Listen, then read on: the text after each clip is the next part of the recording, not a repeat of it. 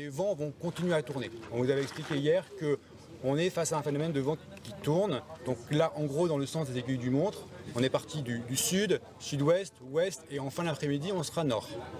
Et ensuite, on va basculer dans la nuit, direction de l'est. Le vent va basculer côté est pendant la nuit, ce qui va nous amener à réaliser sur le côté est du feu, qui dans la nuit va devenir la tête du feu, procédant à de nouvelles évacuations.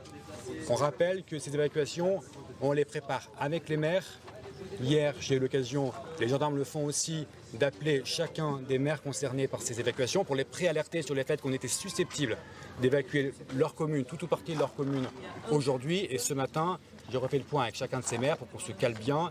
Et l'idée étant que, comme pour les évacuations du secteur d'Ostens, on se donne du temps, c'est-à-dire qu'on se donne toute la journée pour faire les évacuations. Parce qu'il y a des secteurs où il y a des gens qui ont des animaux, qui ont des contraintes particulières, il faut qu'ils aient le temps de s'organiser. Donc c'est la gendarmerie qui va appuyer les maires pour réaliser cette manœuvre qui est compliquée, et le colonel pourra vous expliquer comment il va s'organiser. Alors, quelles sont les communes concernées? Si on va du nord au sud, on a 3 communes qui sont concernées. On a au nord la commune de Landiras. On avait évacué quelques secteurs, mais vraiment de façon marginale au tout début, puisque vous vous rappelez, le feu il est parti de Landiras. Le feu est parti de Landiras, le feu revient à Landiras. Et donc on va évacuer tout le reste de la commune.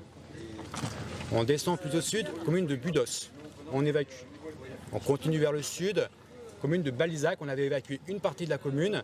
Vous vous rappelez, la partie à l'ouest de la commune, le reste de la commune sera évacué. Au total, c'est 3500 personnes qu'on évacue. Avec des points sensibles, il y en a un notamment qu'il faut qu'on ait en tête, c'est qu'à Landiras, il y a les Grands Chais de France, qui ont un gros site.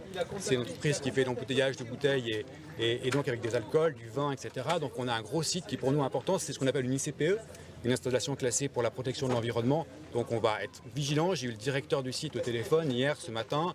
Donc voilà, il va s'organiser pour l'arrêt de l'exploitation et leur procédure de sécurité. Et nous, évidemment, on va tenir ce site, bien sûr. D'ailleurs, depuis hier, on a des coupes qui sont réalisées autour de ce site. Donc on va organiser cette manœuvre tranquillement, calmement dans la journée. Il faut rassurer les gens de nouveau. Et les gendarmes sont là pour le faire dans les meilleures conditions possibles.